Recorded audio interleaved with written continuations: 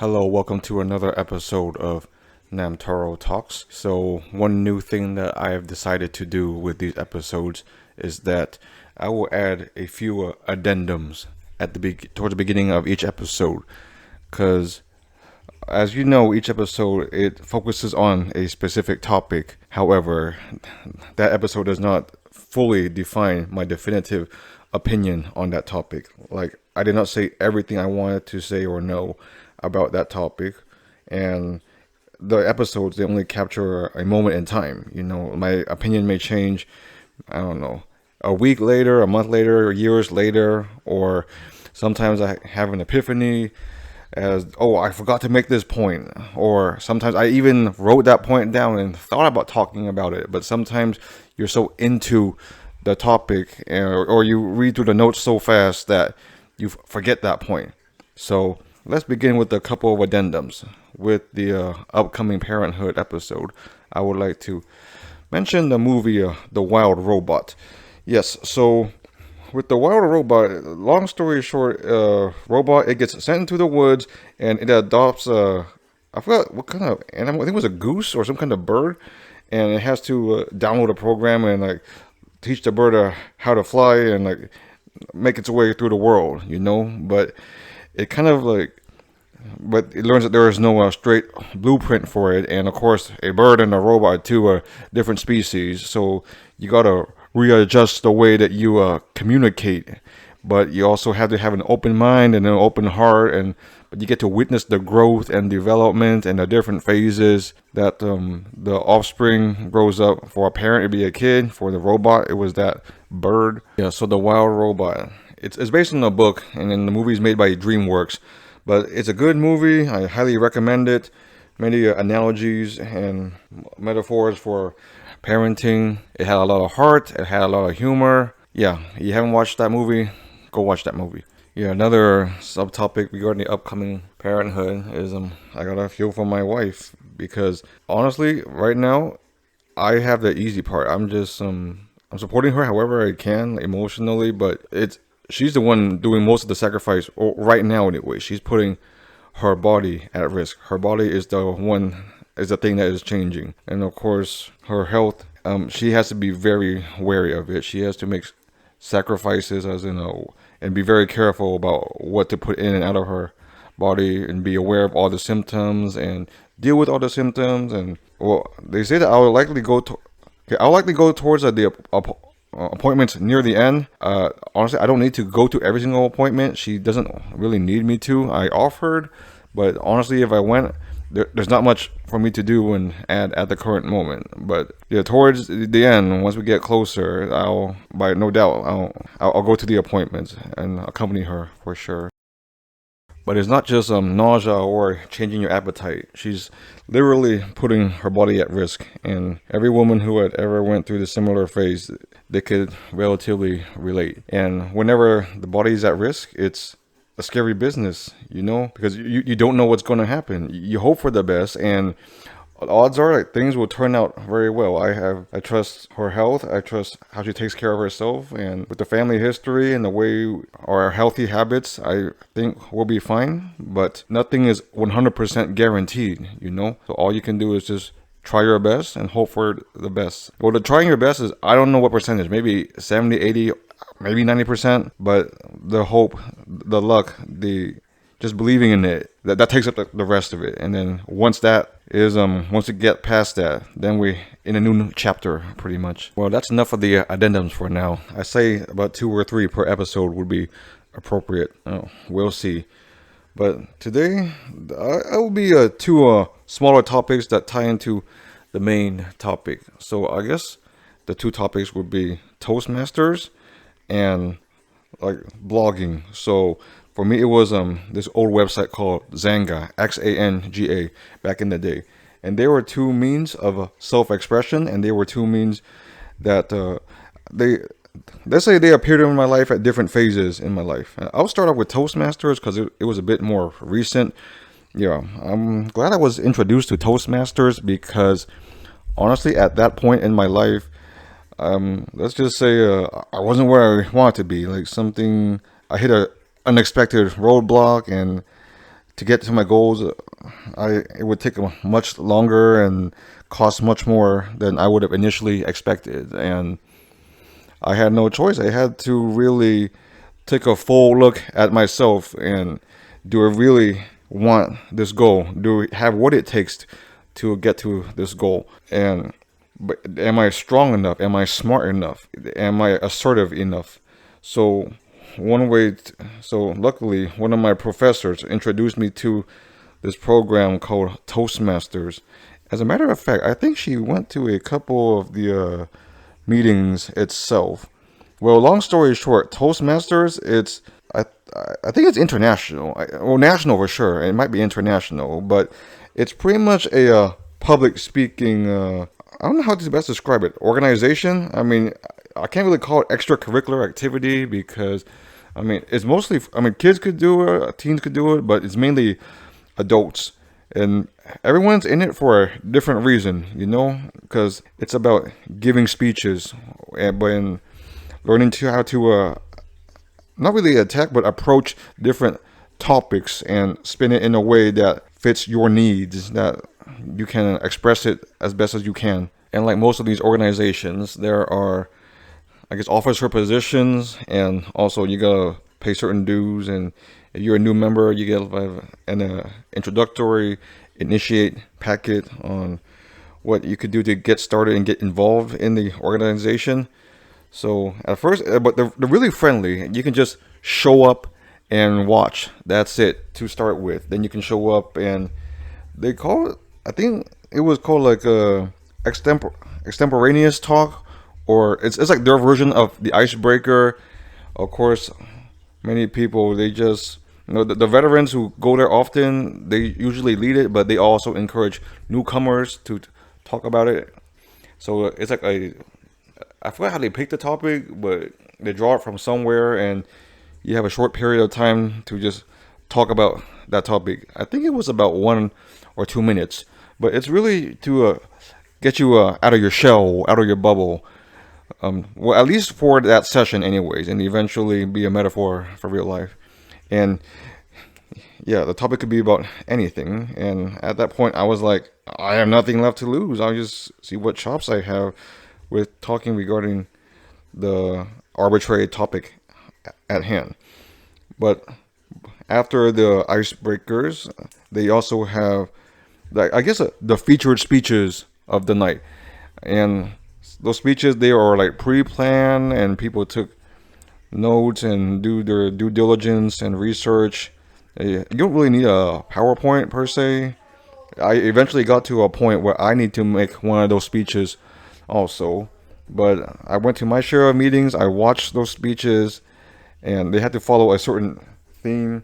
Like I say, Toastmasters, I believe it's like you gotta achieve the next level, the next rank, and to get to that next rank, you have to be in that chapter of the club for a certain amount of time, or give a certain amount of speeches, and each speech has to be the certain amount of topics, or you gotta reach new milestones.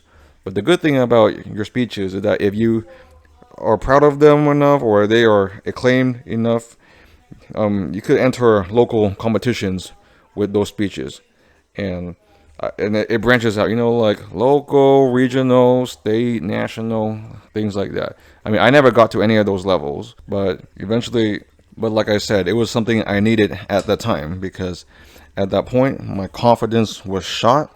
I felt like I lost myself, and I didn't know how to conduct and express myself. But at least Toastmasters gave me a medium to kind of slowly rebuild myself. And I made a few friends that I still, one I still keep in contact with. The others they're on Facebook, but I haven't talked to them in years. But they sort of mentored me and like helped me along the way. I mean, I didn't rank up. I don't think I ranked up in Toastmasters. However, I remember preparing and giving at least 2 speeches. One was the introductory speech about myself and that state where I was in my state of mind at the time, and my position in life at the time, just about my background, my hobbies, interests, my future professional aspirations. That was one of the speeches. And the second speech, for some reason, I'm from the Bay Area, And so I like the basketball team, the Golden State Warriors. So I gave a presentation about them.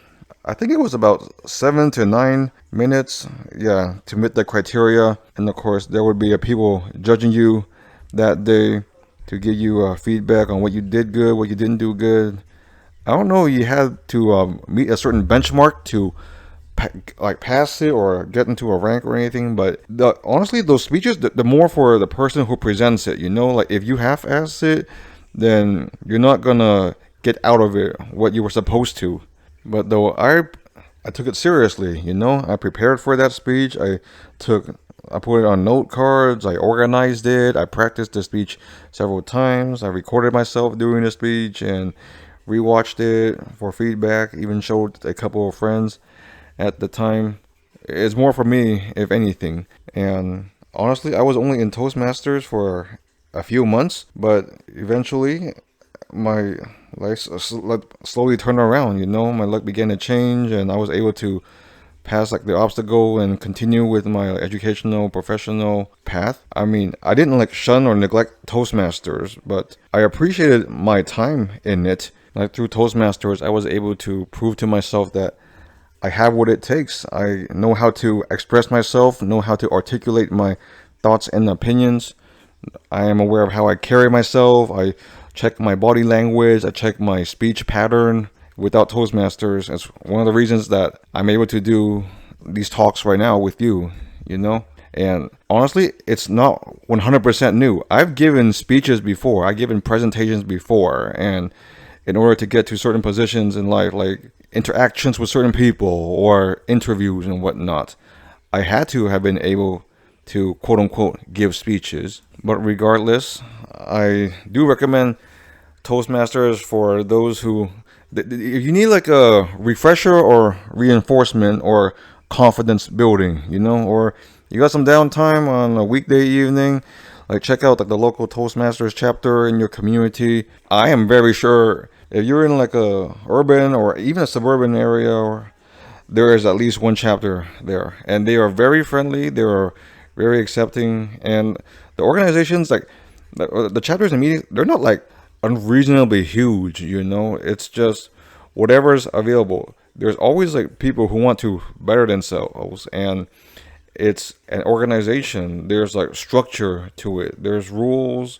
There's reasoning. It's a proven technique. Well, not really a technique, but a proven organization. I think it's been around several decades at least. Well, that's the first topic at hand. That's the first form of expression I want to talk about. So as you know, I did Toastmasters when I was around grad school.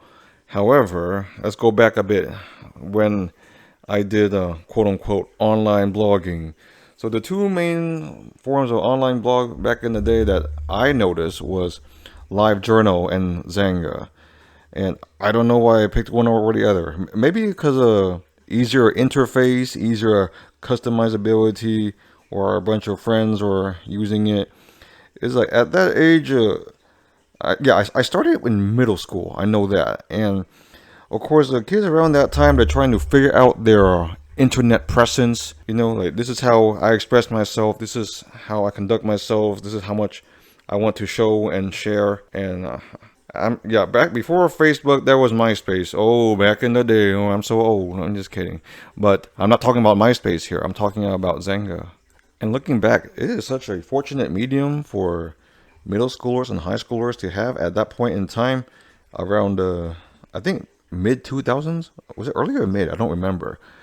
But yeah, you get one of those little screen names, and you can have a little chat box on the side, a public one, leave messages, and you can, after your post, your peers and friends could put comments on the post. Of course, you got your public posts and your private posts, and of course, you don't really need your real name. You can have one of those funny screen names that you express yourself with. And of course, the posts are either a written word blog or sometimes you can post pictures or videos. Sometimes you can have a layout or a picture you like it as the background. Sometimes you show up and it even plays a certain background music of your choosing that you like. Yeah, it's not really like Tumblr. Like, well, then again, Tumblr became like a hot, messy mess later, anyways. But I had a Tumblr eventually, but I wouldn't express myself seriously on Tumblr. You know, like Xanga was. I had it for pretty much all of high school.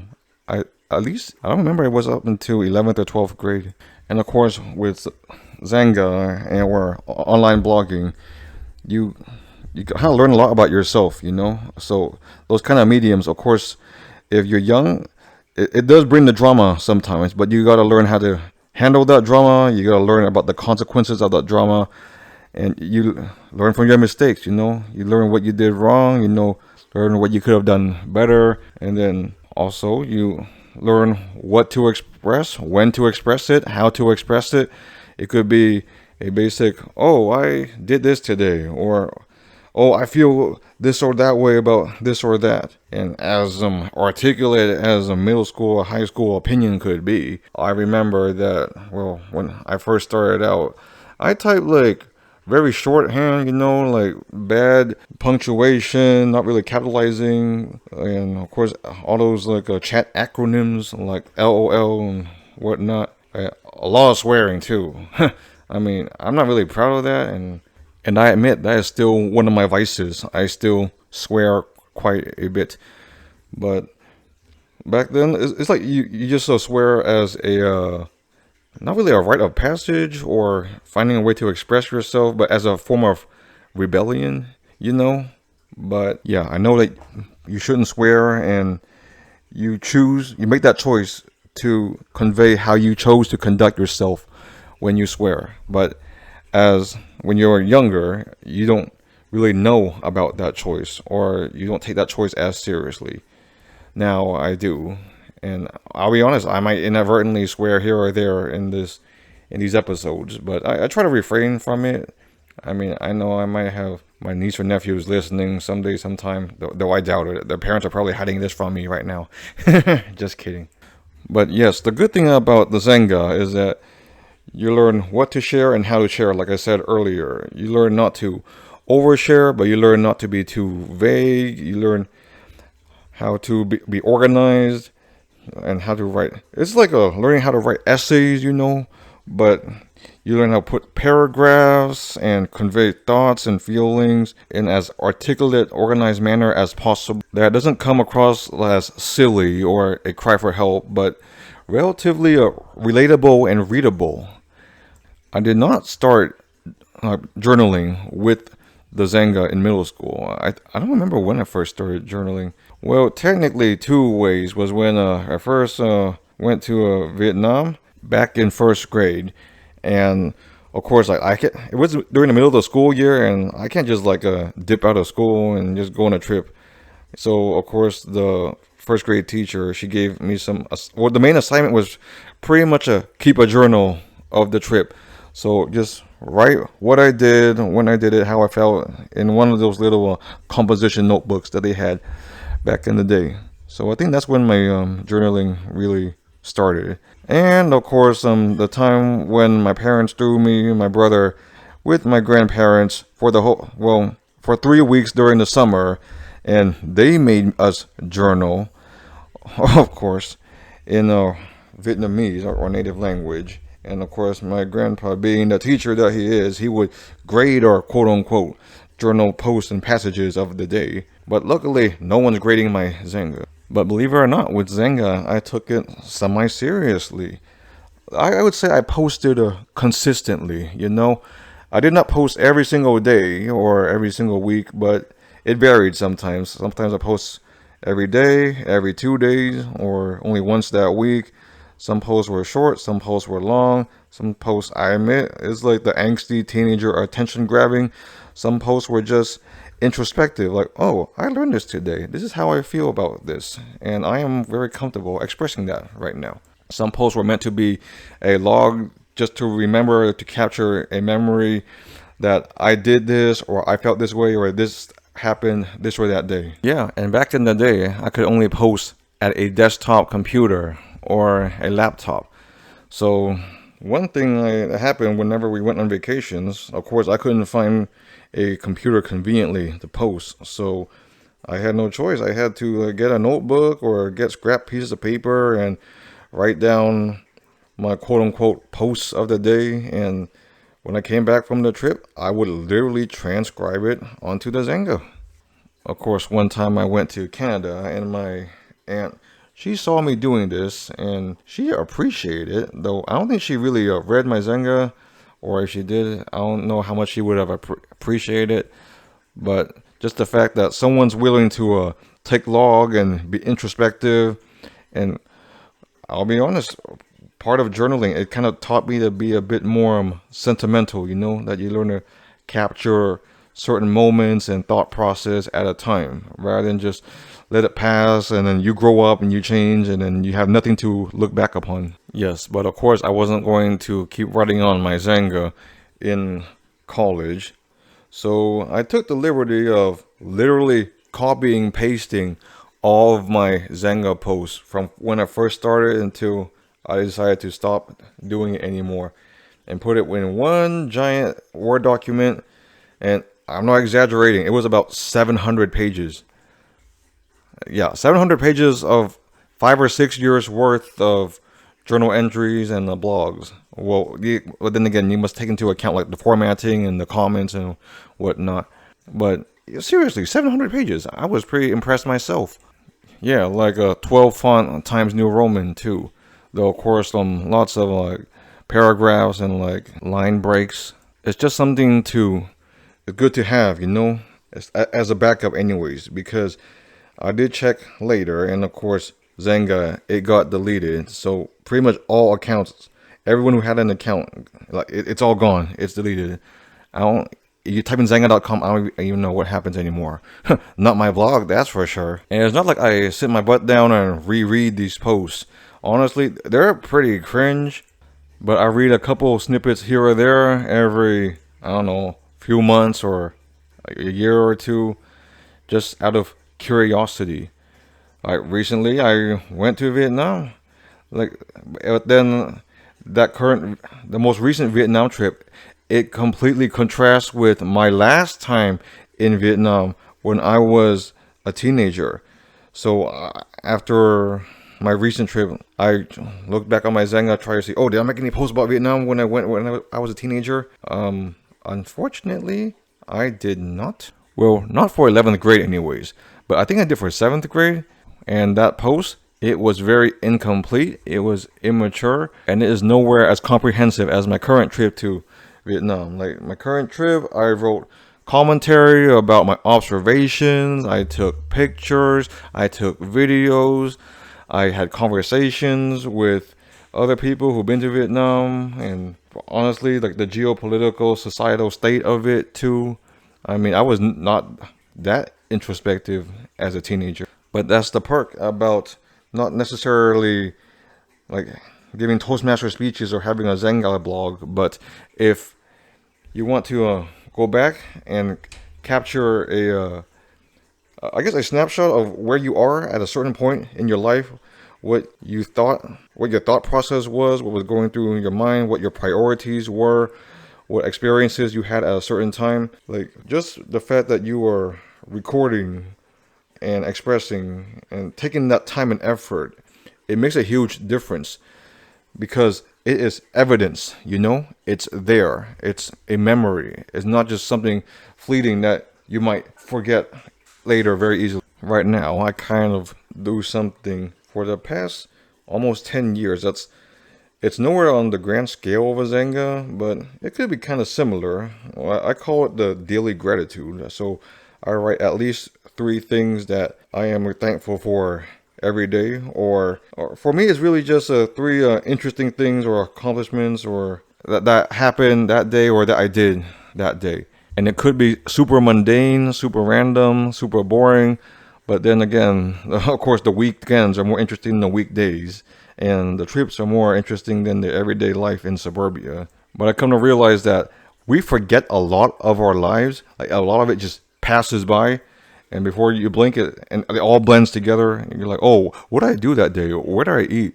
But it is convenient. And it can be used as a reference. If you ever want to go back and see, oh, I did that at that time. I went there, or I ate that. I had this or that experience, or this or that event happened, this or that milestone happened. Or had this little memory, or went to this little outing, or had this little moment with friends or family. Yes, I know in this episode I'm talking a lot more about Xanga than Toastmasters. And I am not saying that everyone should start blogging and having their own Xangas or live journals, or I don't even know what other online blogs there are nowadays. Like, anyone can blog nowadays. They even have a Disney Channel show called Dog with a Blog back in the day. Yeah, that show was pretty stupid, but a couple episodes were pretty funny. But nowadays, people don't really blog, or they still could, but they have vlogs. And back in the day, people put so much weight on blogs. I remember there was this one Hillary Duff movie. I forgot what it's called, but at the end of the movie, it concludes with her seriously taking, like, blogging seriously, like writing a journal about her everyday life. And that was the conclusion of the movie. You know, it was in like the mid 2000s. If someone knows what this movie is called, just let me know. But let's sum it up a little bit. So the two common themes for the two mini topics I talked about today, Toastmasters and Xanga, are expression and reflection. You know, because you don't want to just go through your life kind of like on autopilot or as a NPC, like the kids nowadays call it. Because a Toastmaster speech takes time, or listening to one and evaluating it takes time. A Xanga post takes time. Nowadays, there is so much entertainment and content out there, so many things to watch, so many things to listen to. And of course, you want to learn, you want to follow, you want to be informed. But there should also be a means to kind of sit down and take your time to smell the roses, but you know what I mean. It's really to really gather your own thoughts, you know, be more reflective, because you don't live on the internet, you don't live on that game, you don't live on that show, you live in your everyday life. So you gotta be like, what did I learn today? What happened in my life today? What could be different tomorrow? What could be the same? What do I want to change? What do I want out of it? And how do I express myself regarding all these topics? Is it coming across clear? Is it verbose? Does it hurt people's feelings? And honestly, you don't even have to do it for the public. You can just do it for yourself. You prepare of course, when you prepare a speech, you want to present it to an audience, but you gotta know your audience. You gotta know what they're looking for, how many people are there. Or are they there to listen? Are they there to judge? What are the stakes behind it? How confident would you be with the product that you put forth? How much are you willing to stand by your speech? How proud of it would you be after you conducted a speech? And even same for not just Xanga posts, but anything we post online. Even this episode I'm posting right now, I take into account my audience, my content, the way I conduct and carry myself, my medium, my platform, the quality of it. Yeah, I know where it is. It's just like an audio file with a picture of a rabbit, but it's based on like my effort and my priorities, you know? And maybe that may change in the future. Because long story short, people would not know about you unless you put yourself out there. However, you gotta be smart about how you put yourself out there with, I guess, what you present, how you conduct yourself, like what kind of audience you're shooting for, what kind of content. Is it informational? Is it commentary? Is it opinion? Is it to entertain? Is it to teach? Is it to reflect or relate? As long as it's beneficial, you know, contributing to society somehow and relatively positive, like it's not negative, it doesn't harm, then it should be fine. I know I am not an influencer. I don't strive or aspire to be one. But I think if anything, the two mediums I talked about today, the main important influence I want it to be is upon myself. It goes to show that you have a voice, that you have a means to express yourself via two different mediums. However, it takes not only practice and consistency, but life experience, Like, I couldn't do this when I'm 10 years old. But it's also based on, I don't like to use the term content, but it's based on what I consume, whether it's video essays or interviews or commentaries or retrospectives. I take a little bit of how those people portray themselves, how they express themselves regarding a certain topic. Technically, it is public speaking, but even though it's to a camera, but it's like you gotta have something to say, But you gotta know how to say it, but it can't just be fluff. It has to be valuable, applicable content. I mean, it's not some airheaded teeny bopper or whatever. I mean, when you're young, you can pretty much figure yourself out. It's a learning process. You see this works or that works, but over time, you gotta grow up. You gotta be clearer. You gotta have more depth. You gotta have more substance. You gotta have relative direction, which is, I know I'm kind of a hypocrite with the nature of these episodes. Oh yes, I'm meandering. I don't really have a clear direction. But it could be a metaphor for life, Like, in general, you gotta have a direction or a place where you want to go. Or if you put forth a piece of work, you gotta understand it for what it is and take it for what it is and live with the consequences. Like, if this gets very little views, I can live with that. Or if I'm super serious about it, I gotta find a way to improve and make it more appealing. But it's like you have a choice. Do you want to do sound bites, or do you want to be reactionary, or do you want to have a long form, in-depth research, meticulously planned content? I would say both Toastmasters and Xanga shaped this project that I'm doing right now, and I am grateful that both mediums appeared at different points in my life. And not only does it shape this project I'm doing, but pretty much other aspects of my life, and not to mention my self-esteem and confidence and identity as a whole. Well, anyways, thank you for listening once again, and I look forward to seeing you in the next episode. Bye.